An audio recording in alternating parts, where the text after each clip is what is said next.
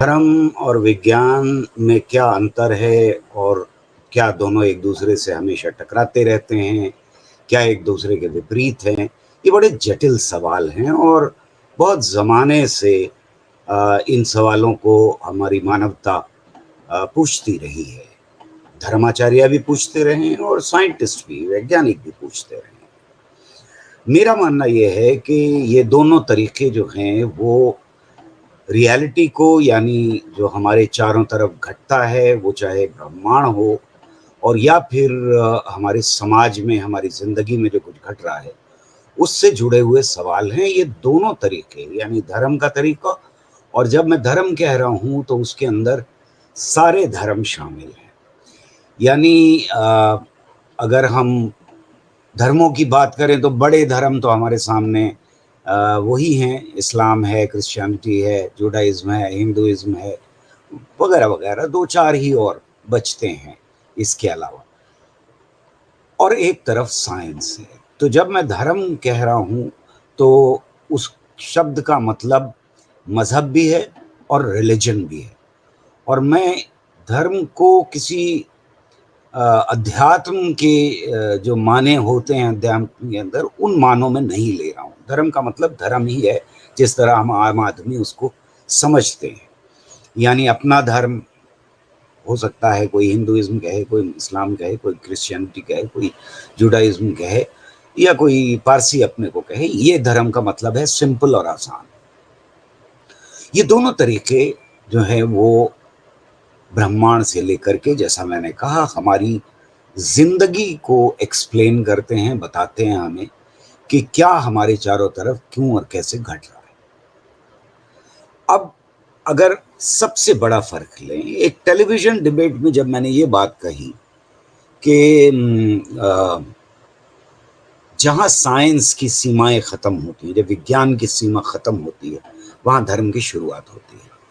तो मुझे बड़ा ताज्जुब हुआ कि वहाँ जो धर्म आचार्य बैठे हुए थे, हिंदू थे, मुसलमान थे, एक क्रिश्चियन भी थे, तीनों मुझसे बहुत सहमत हो गए। तो मुझे कुछ लगा कि कहीं मैंने शायद गलती तो नहीं कर दी कुछ कहने में।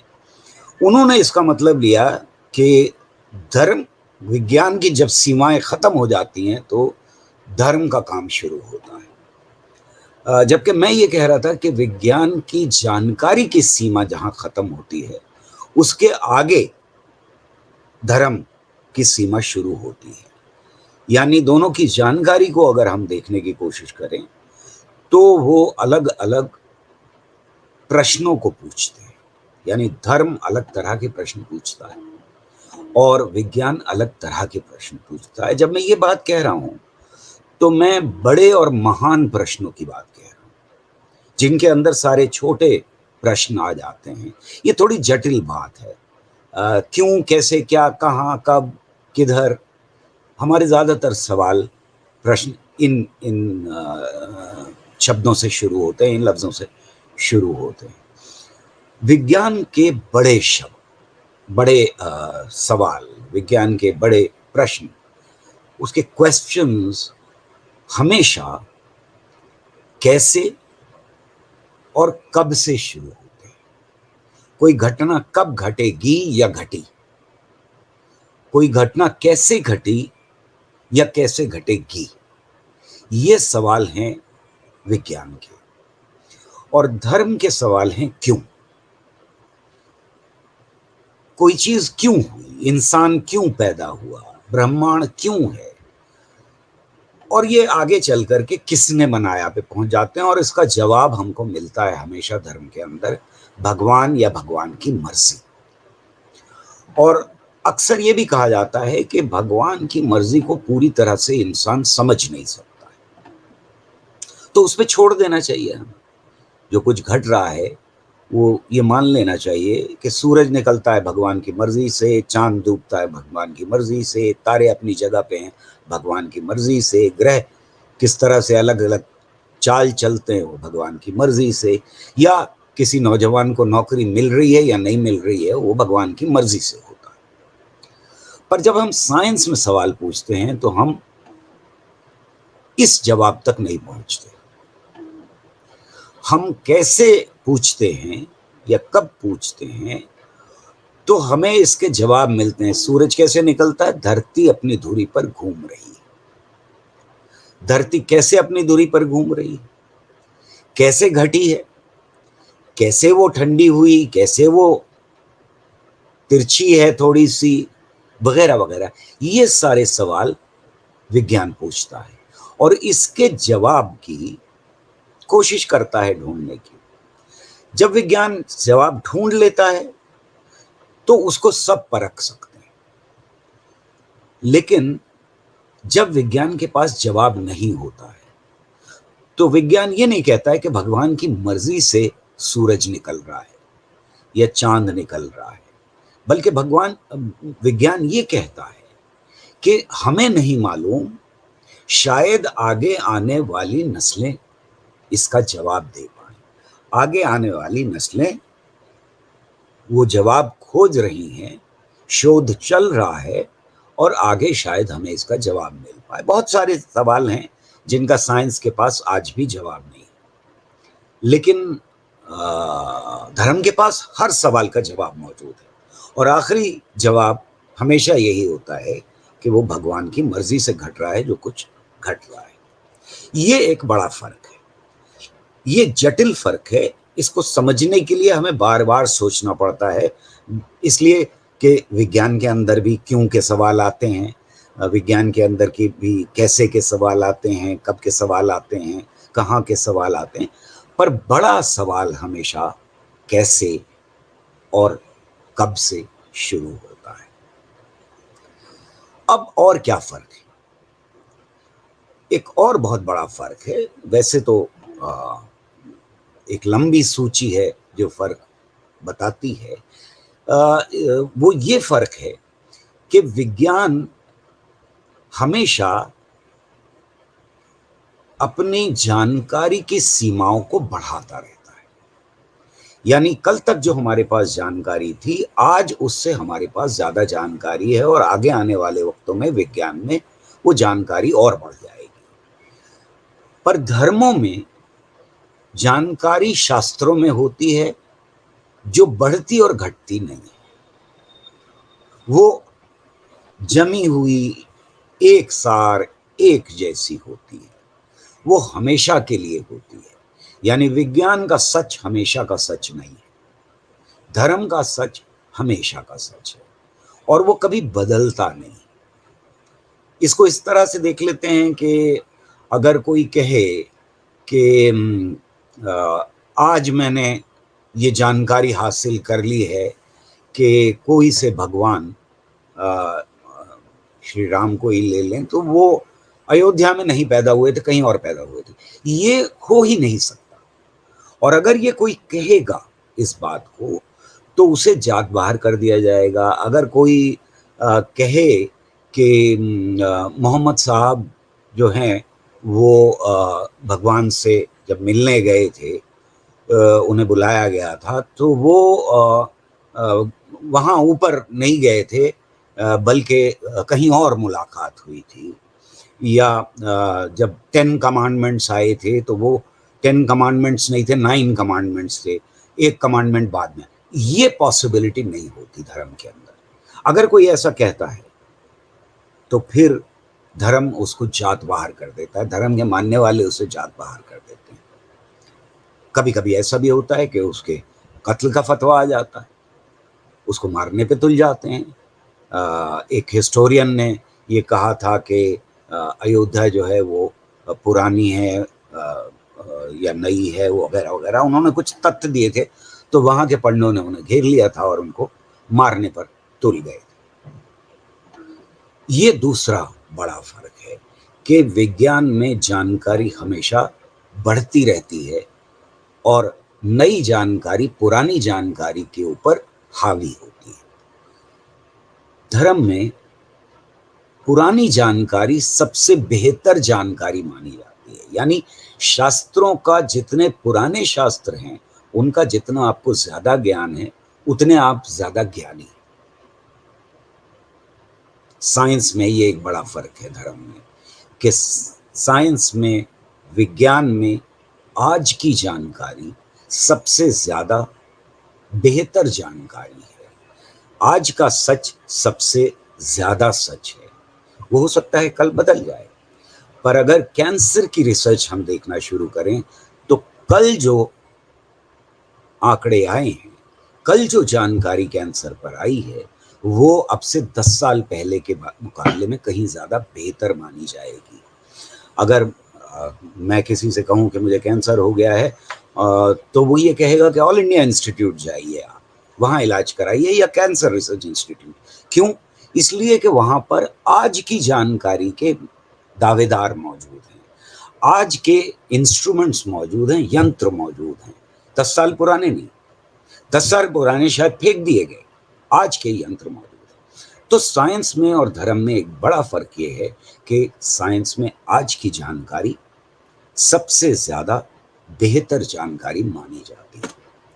साइंस में जब हम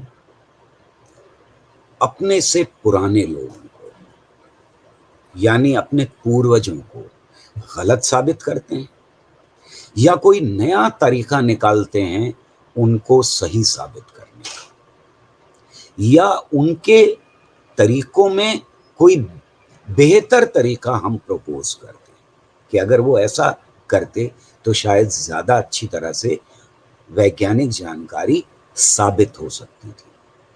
तो जब हम अपने पूर्वजों को गलत साबित करते हैं तो साइंस में कोई हंगामा नहीं होता, साइंस में मारपीट नहीं होती। आपने कभी नहीं सुना होगा कि आइंस्टाइन के मानने वालों ने न्यूटन के मानने वालों को पीट दिया, या उनके साथ वो नफरत करते हैं। बल्कि साइंस में जब हम नई जानकारी लाते हैं और पुरानों को गलत सिद्ध साबित करते हैं तो फिर जश्न मनाया जाता है। अगर मैं आइंस्टाइन की इक्वेशन E=mc² में ये कहूं कि आइंस्टाइन ने गलती कर दी थी, यहां उन्होंने C एक और आता है या X और जुड़ना चाहिए था इस इक्वेशन में, तो मुझको नोबेल प्राइज मिल जाएगा अगर मैं ये साबित भी कर दूं कि आइंस्टाइन गलत थे। लेकिन अगर मैं ये साबित कर दूं कि धर्माचार्य गलत थे, किसी भी धर्म के, और ये सिद्ध करने की कोशिश करूं तो मेरे साथ क्या होगा? मुझे जात बाहर ही किया जाएगा ना।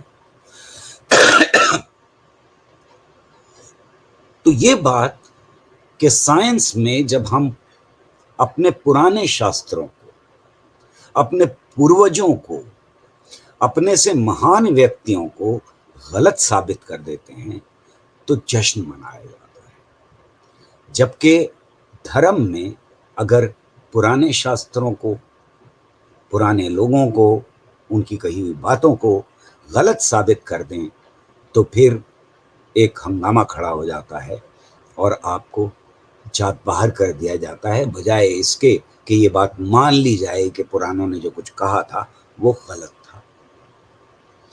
क्या साइंस और धर्म में हमेशा टकराव होता है? नहीं, जरूरी नहीं है।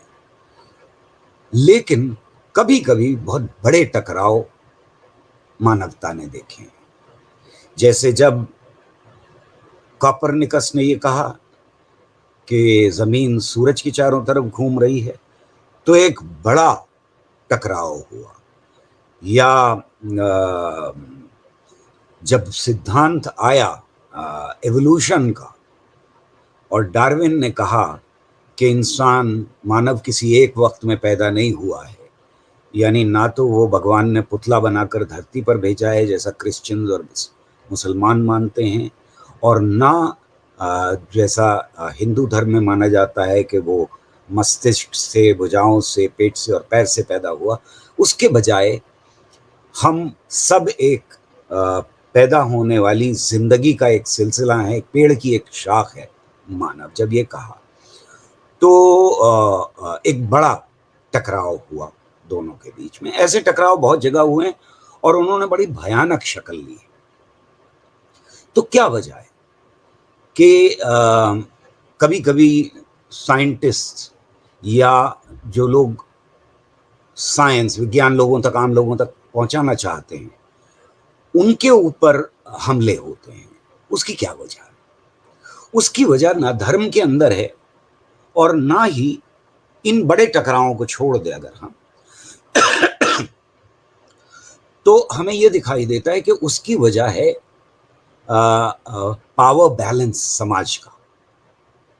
पावर बैलेंस का मतलब यह है कि कुछ लोग समृद्ध हैं और वो धर्म का इस्तेमाल करके गद्दियों पर बैठे हैं, वो समाज को चला रहे हैं। अगर साइंस, अगर विज्ञान उन तक पहुंचता है तो कम से कम कैसे और कब के सवालात पूछना शुरू कर देते हैं, यानी उनका असर हमारी जिंदगी पर पड़ता है। नौजवान नस्लें जब कैसे और कब के सवाल अपनी जिंदगी के साथ पूछने लगे विज्ञान से प्रेरणा लेकर के, तो फिर इस ताकत के ऊपर जो समाज के अंदर ताकत है, चाहे वो जातिवाद के आधार के ऊपर हो, चाहे वो सरकारें बनाने के ऊपर हो, चाहे वो किसी किसी के पास बहुत ज्यादा पैसे हैं उनकी उसकी वजह से हो, तब ये पावर बैलेंस भी पर भी सवाल उठने लगते हैं। और ऐसे में साइंटिस्टों पर और वो जो वैज्ञानिक दृष्टिकोण फैलाने की कोशिश कर रहे हैं उनके ऊपर हमला होता है। ये हमले इतिहास में तो हमको मालूम ही है कि कोपरनिकस के ऊपर, गलीलियो के ऊपर, ब्रूनो के ऊपर और ना जाने कितने साइंटिस्ट के ऊपर हुए। लेकिन हाल ही में भी हमें दिखाई देता है कि पाकिस्तान हो, बांग्लादेश हो, अफगानिस्तान हो, श्रीलंका हो या नेपाल हो, और हमारे देश के अंदर भी ये हमले लगातार हो रहे हैं। आज भी पाकिस्तान में 12 लोगों की जान गई है, बांग्लादेश में 12 लोगों को मारा गया है, कत्ल किया गया है, और हमारे देश के अंदर भी एक सेना जो अपने को धार्मिक सेना कहती है, उसने दाभोलकर, कुलबर्गी और अपन सारे जैसे दोस्तों को, 4 दोस्तों का हमारे देश में भी कत्ल किया है जाकर के। ये नफरत इतनी ज्यादा कैसे हो सकती है कि किसी का कत्ल कर दे, इस बात के ऊपर कि वो विज्ञान फैला रहा है। इसकी वजह यही है कि कहीं ना कहीं ये पावर बैलेंस समाज के अंदर डगमगा जाता है अगर साइंटिफिक दृष्टिकोण फैलना शुरू हो जाए। मैं ये भी आखिर में कहना चाहता हूँ कि मैं ये नहीं कह रहा कि आप धर्म को माने या विज्ञान को माने, ये सवाल नहीं है। यहाँ पर सवाल ये है कि हमें लगातार देखना होगा कि धर्म के और विज्ञान की कहानियाँ क्या हैं, विज्ञान किस तरह से ब्रह्मांड को देख रहा है, हमारे समाज को देख रहा है, हमारे यहाँ किस तरह से इकोनॉमी चल रही है उसको देख रहा है, किस तरह से जुडिशरी चल रही है उसको देख रहा है, और किस तरह से पूरी सृष्टि को देख रहा है, और धर्म किस तरह से उसको देख रहा है, दोनों में क्या सच्चाई है। जब कुछ पढ़े लिखे लोग, यानी एक मिनिस्टर ये कहता है कि मैं तो नहीं मानता डार्विनिज्म को, इसलिए कि मैंने और मेरे पूर्वजों ने कभी बंदर को इंसान बनते नहीं देखा है, तो इसका मतलब ये है कि जब उसने पढ़ाई की थी तो उसकी समझ में ये बात हरगिज भी नहीं आई कि डार्विनिज्म क्या कह रहा है, क्योंकि डार्विनिज्म ने ये कभी नहीं कहा कि बंदर इंसान में बदल गए। डार्विनिज्म असल में ये कह रहा है कि शाखाएं निकली हैं और ये शाखाएं हजारों लाखों सालों में धीरे धीरे जिंदगी की शक्लें बदली हैं। तो बंदर भी थे और धीरे धीरे इंसान भी बने, गोरिल्स से जो शाख निकली उससे इंसान बने। और इसीलिए पढ़े लिखे जाहिलों से ज्यादा घबराना चाहिए जो ये नहीं समझते कि धर्म में और विज्ञान में क्या अंतर है। कभी कभी वो चीफ मिनिस्टर बन जाते हैं और कहते हैं कि हमारे यहाँ सब कुछ था।